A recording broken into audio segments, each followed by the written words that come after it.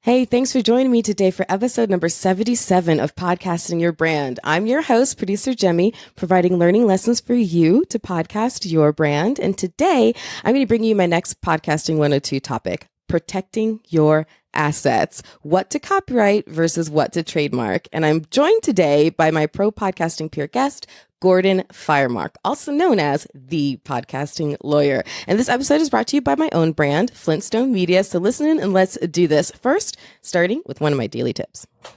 Hey, it's producer Jemmy here with a quick tip for the day. So I actually just got done recording an episode of the Owl podcast, and that brought to mind my tip for you today.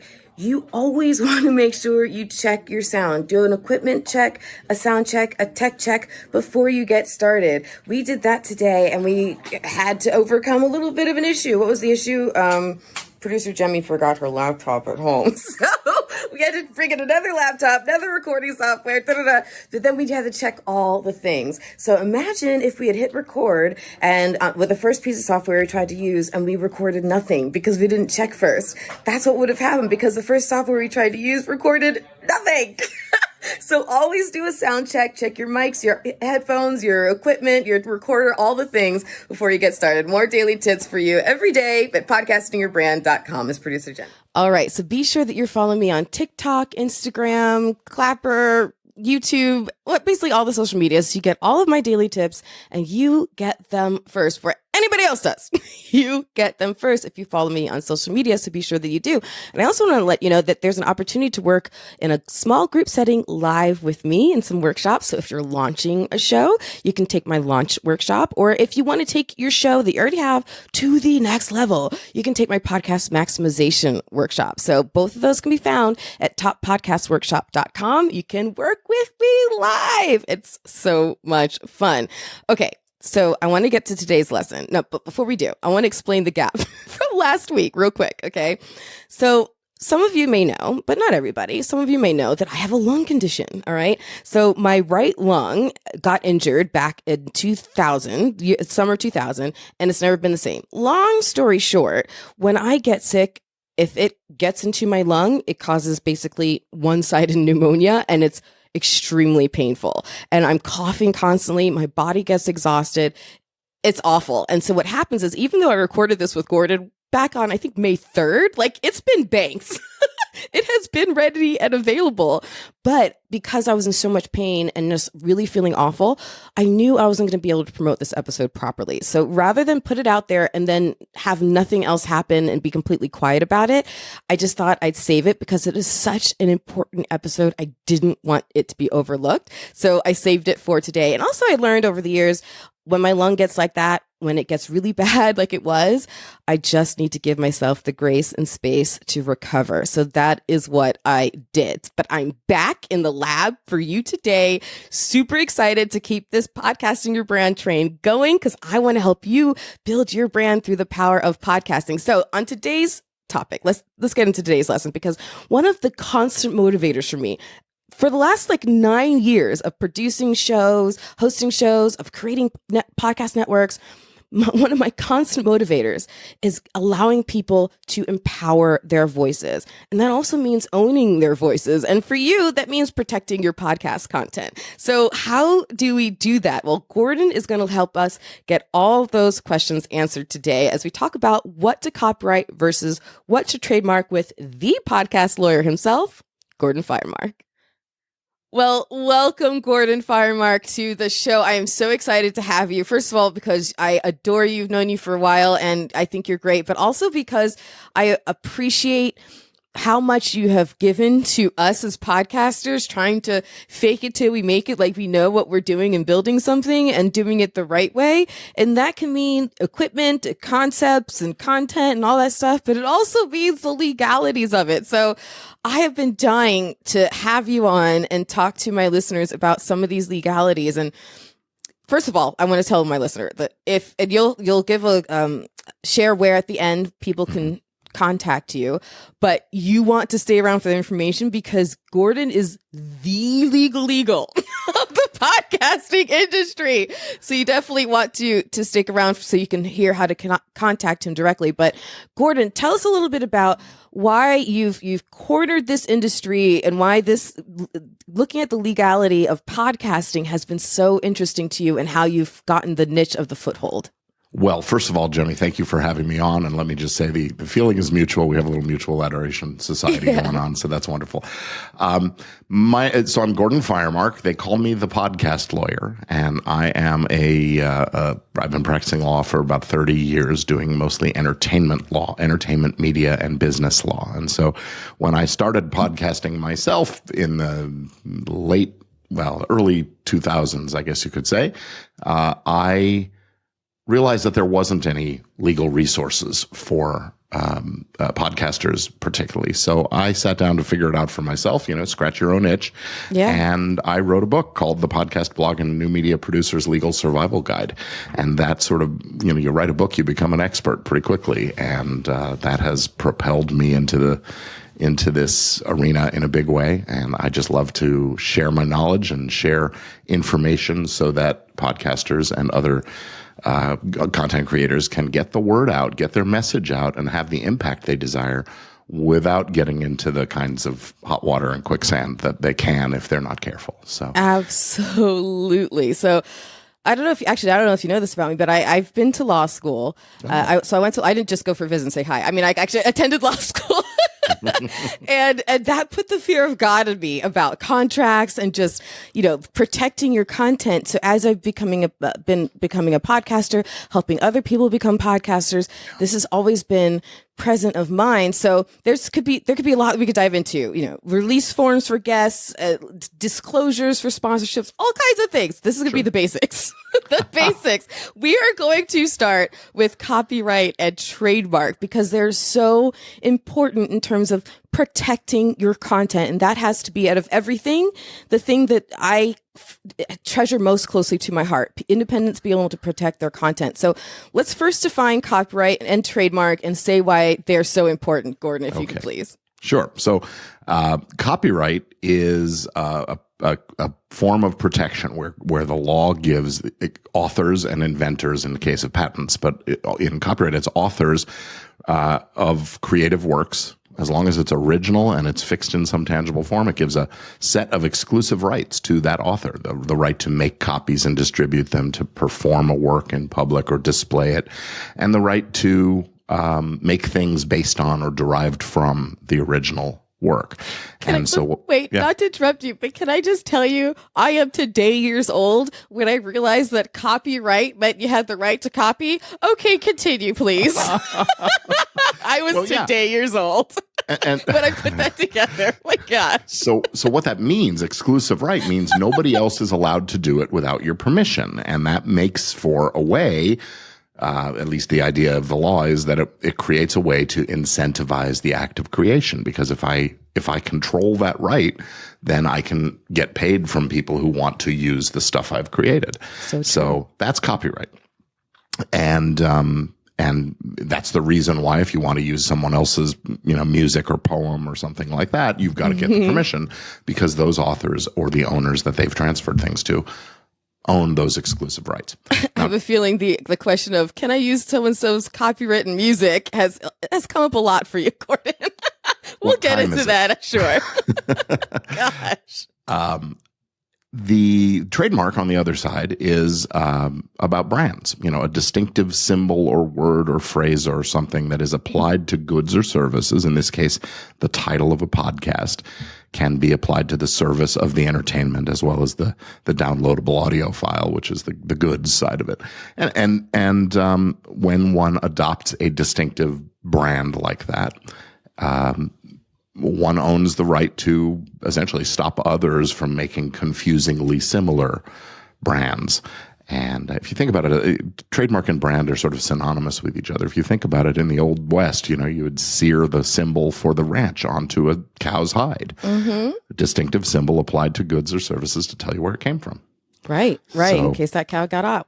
yeah. So that title of your show becomes your brand. And if it's distinctive, and that is no other shows with it with the same title, you can restrict other people's ability to do that.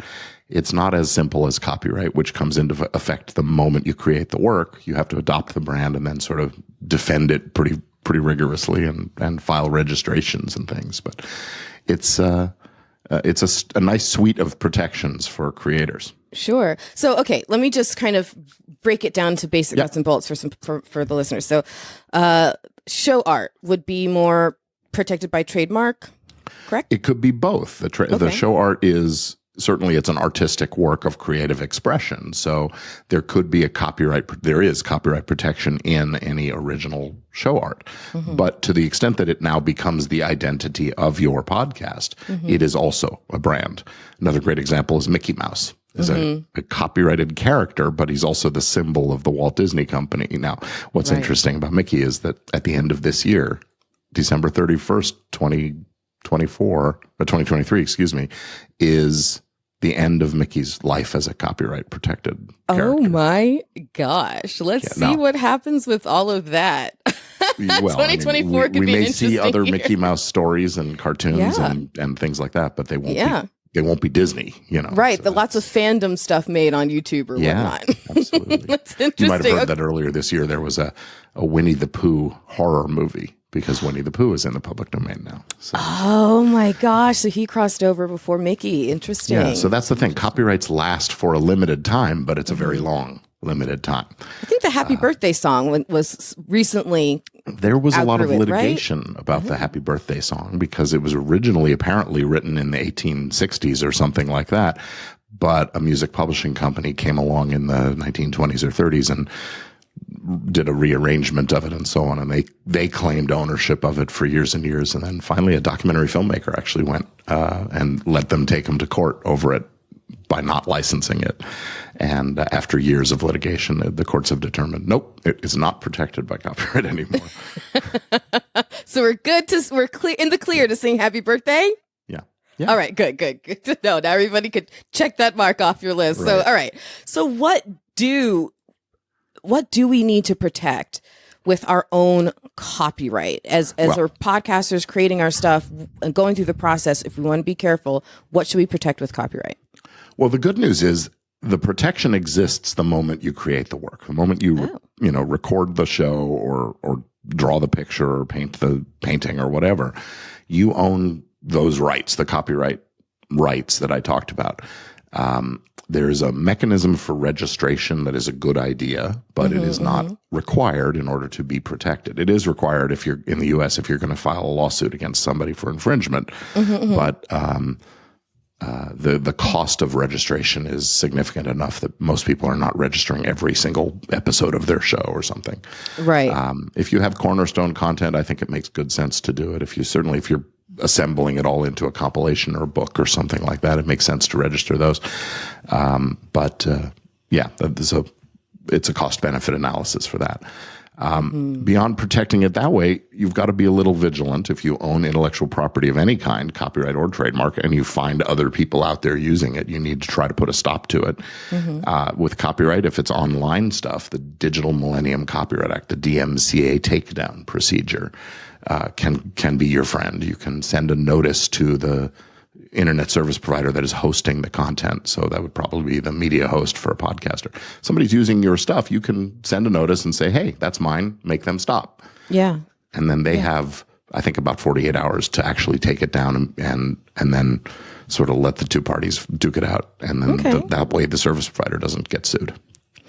So you can get a copyright to protect your own stuff. And then if you see, you just have to be vigilant, watch for any infringements, and then send, cease and desist letter or something of that nature to tell them to stop and to take it down. But then I'm curious, especially as we mentioned music a moment ago, how do you be sure that you don't violate someone else's copyright? There are times I've heard court cases where a musician's brought in and said someone accuses them of they basically stole my melody.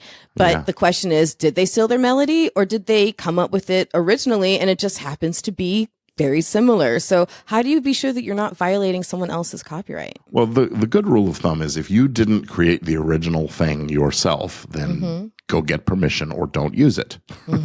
There are a few little exceptions to that, but generally speaking, but you know, in the situation you're talking about where one artist is accused of copying another artist, melody or something like that. Right now, there's a big case going on involving Ed Sheeran and the estate of a guy I used to represent, actually. Who, Celebration, right? The Celebrate song, I think. No, it's what's the name of the title of the song? Anyway, it was one of the Marvin Gaye songs, is what was claimed to be copied in.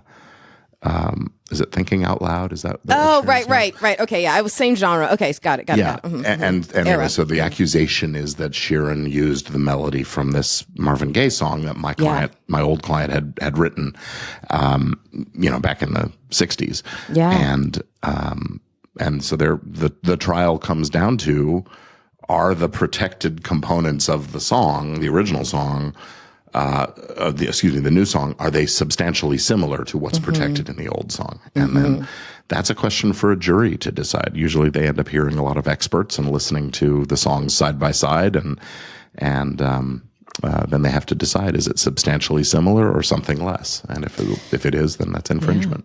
So I guess you just try to create things as originally as possible.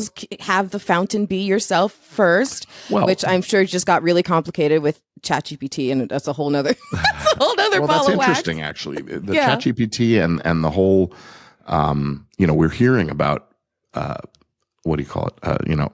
AI generated music now, and leaving aside some questions about whether or not it's okay to make it sound exactly like Drake and The Weeknd. in the likeness of right. The writing of a song is something that a computer can't own a copyright. So if you hear one of those AI generated things, you might be able to use that.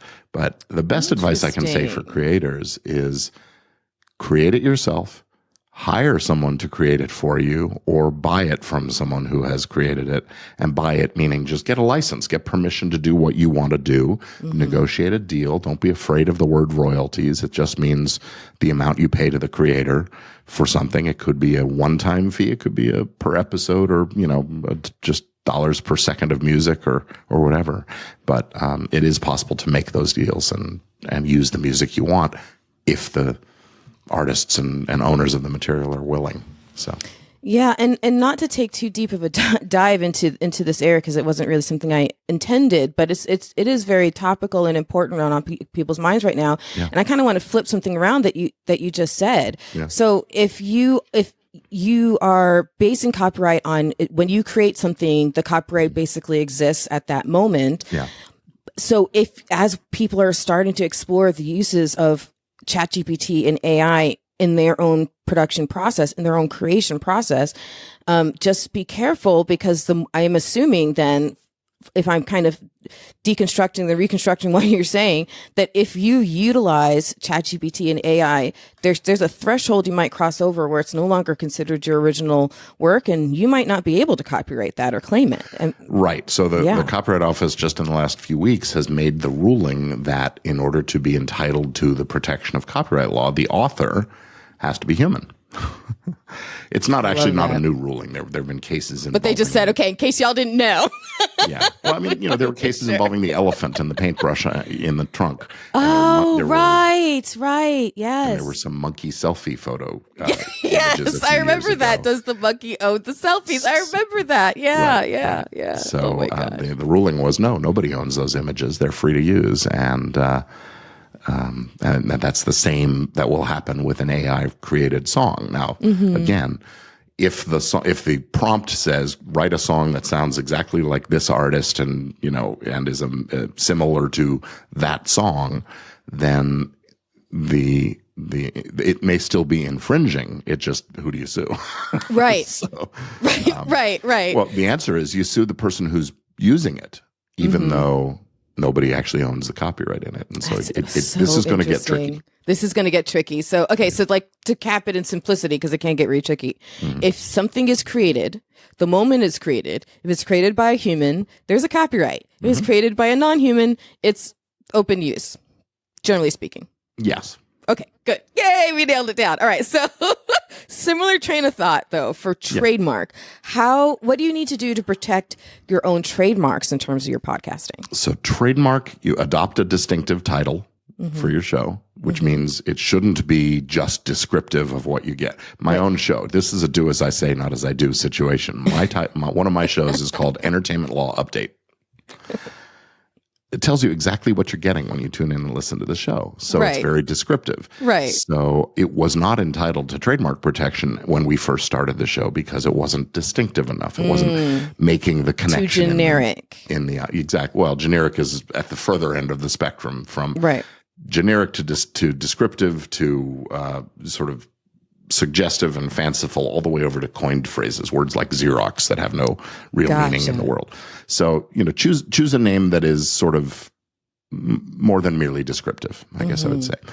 And then launch your show, get a couple of episodes out, and then register a trademark. I think it makes a good sense to do it. It's not cheap. It's not super expensive, but it's not cheap. If you're a do-it-yourselfer, it can be done for in the neighborhood of $350.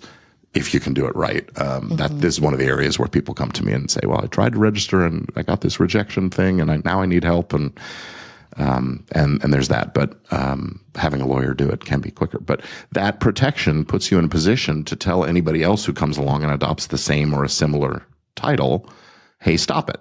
And you can tell the directories, that's mine, take them down. Don't carry the show.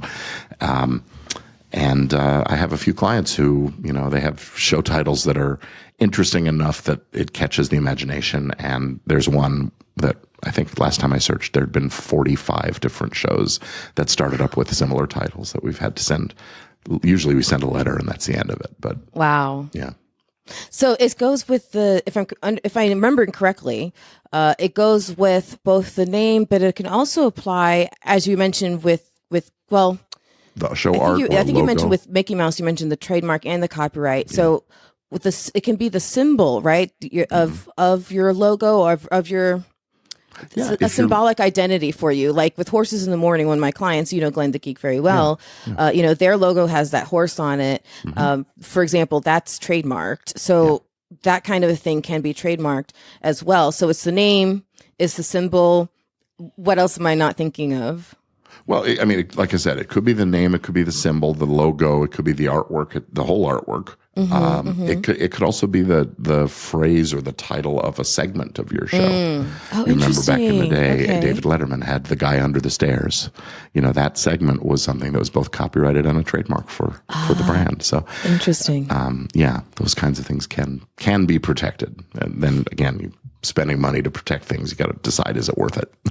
Right. And so when you're doing it on your own, there's some, even lawyers need lawyers, right? Because the law is so vast that you get really dialed in and knowledgeable on a very specific area typically. And so lawyers need lawyers themselves. So sometimes if you, even they have these questions about what gets trademarked, so a question for you, if you're trying to do it on your own, there's a lot of pitfalls you might accidentally fall into. Here's one that I heard about. Here are two that I heard about, and I just wanted your opinion on.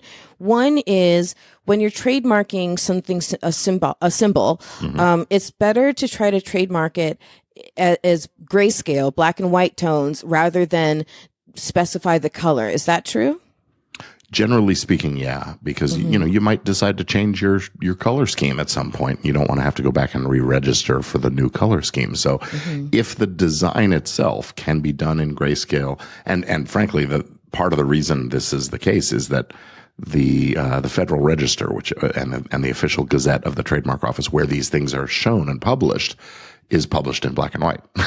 So they actually use there's a whole mechanism for different cross-hatching marks to indicate different color schemes and things. Interesting. But the grayscale is usually, or just line art is good. So gotcha. Okay. And so then the other thing I heard, which in my opinion is just a rumor until I hear it from you, is that if you create a logo in Canva, that cannot be trademarked because the elements they can't be trademarked. Is that they're already owned? something like that. Is that true? I have once before heard that statement, and I don't necessarily agree. Okay. I think that it is possible to take the elements that are in Canva and develop it into something that is itself distinctive. It's the combination of those elements. No, you couldn't just grab a logo design from them, a circle with a banner through it and a flag or something. That would be not distinctive because there's others out there using similar stuff. But when you start to overlay it and create a more composite thing, then I think that could be distinctive to you and therefore registrable. All right. So just to make sure I've covered my bases, again, I know we could take super deep dives into so many things, but in this area of copyright and trademark, have I forgotten to ask anything critically important? You haven't asked the magic question that I always get about fair use. Ooh, yes. So fair use is what everybody thinks they understand, and very few people, including, the lawyers, don't always understand it fully. What I can tell you about fair use is that it's not a good idea to rely on it as the excuse for not getting permission to use a copyrighted work. It is a defense in copyright infringement lawsuits. So that someone sues you, and you might have this argument that, well, what I did was fair use. It's in the greater public interest to allow this kind of thing to happen because here in the U.S. we have the First Amendment, freedom of speech. Well, you have a law that says, you have a constitutional provision that says Congress shall make no law that abridges freedom of speech. And on the other hand, you have a Congress making a law that says you can't make copies of that thing. Right. So the courts had to develop this approach to balancing out the public interest and the kinds of uses that we believe should be allowed, educational, criticism and commentary, parody, those kinds of things, because that's that's about advancing speech and social interest against the more commercial, more purely expressive kinds of works. Then you have anyway, there's 4 factors: the purpose and character of the use, the nature of the original, how transformative is this new use. The third factor is the amount and substantiality. And that's where one of the big misconceptions. I'm only using 8 bars of music, or I'm only using 2 seconds of it. Right. Yeah. That's not the real test. The test is how substantial is what you took relative to the whole thing. Because sometimes you can point out a song by just hearing 2 seconds of it. Yeah, I mean, if Beethoven was copyright protected, it would be bum, bum, bum, bum. Right, exactly. That's all you need.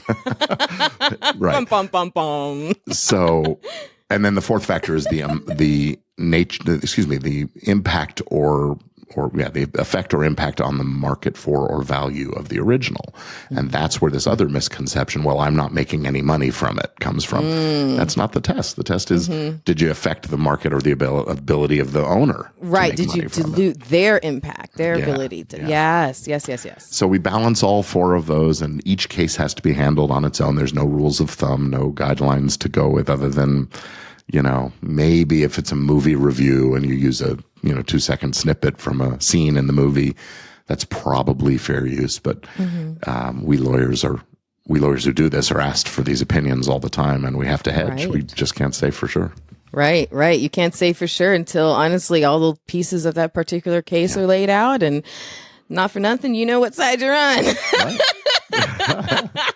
And the point is that the cost of that defense, if you get that far, is tremendous. It could be tens or even hundreds of thousands of dollars to defend yourself in a copyright infringement suit. That's true. Discretion is a better part of valor. Avoid it if you can.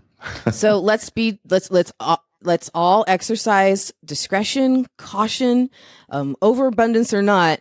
Let's all be smart and contact Gordon. So Gordon, how can people find, follow, and contact you so they can make sure they're getting the best of the best of the best of the best advice in terms of the legalities of podcasting? Well, there are 2 URLs I'll give you. One is just gordonfiremark.com. That is where I have some courses and templates and those kinds of things all available for sale. And then if you're interested in talking to me on a one-on-one kind of a thing, go to thepodcastlawyer.com.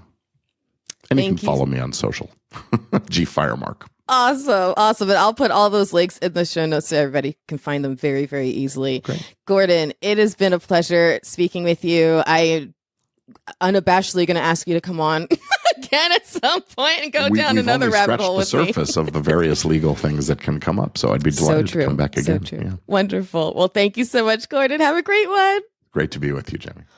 Oh my gosh. Like I said, I wanted to hold this conversation because I did not want this very valuable information to fall through the cracks and get overlooked if I put it on a fairly silent week. So I'm so glad that I held it and that you got to listen to this week when I can go like at the top of the hills and bang the drums and say, everybody listen to the Podcast Lawyers episode because it was phenomenal and so crucially important. If you want to have your independent voice matter and last forever and own your content, you need to be able to protect your assets through proper copywriting and trademarking. If you don't, you can end up really, really getting bit in the butt. So you don't want to do that. And also, I think it's interesting when you think about the flip side, it makes you very curious, especially in the terms of AI and all that. What's the future hold for this landscape? It's going to be very interesting. And in my opinion, not so humble, it just means another excuse to keep inviting Gordon back over and over and over again to share the microphone with me because he is so brilliant and also a really, really good human. So if you need a lawyer, definitely reach out to Gordon. All his info is in the show notes. Okay, so now let's end with one more of my daily tips. And be sure, again, to subscribe to me on social media. That's TikTok, Instagram, Clapper, YouTube, Twitter. I'm forgetting some other things, but follow me there and you'll get all these tips and you'll get them first. And if you email me at Jaime, Jaime, at flintstonemedia.com, you can ask me to give you a tip on a certain topic or cover a certain topic on a future episode. And I want to be able to serve you. So be sure you contact me. And if this show is helping you grow your show, let me know about that too, because on podcastingyourbrand.com, there's now a space where I can add a click through of your show art that'll lead right to your episode or your show. So if on my website, if you want that free space and exposure, just let me know that this show is helping you out. I'll put you right there. So that is it for now. This is producer Jaime signing off. Remember, the only thing more powerful than your voice is your spirit to use it. So turn that mic on. Hey, it's producer Jaime with your tip for today, continuing to focus on finding great guests. Now, it can be such a joy, whether you find them online or in person or whatever, to find a really great guest that you want to have on your show. But here's the thing, that really great opportunity for a really amazing guest can quickly sour and bite you in the butt if you don't do this. What is it? Oh my God, it's like the easiest, simplest thing ever.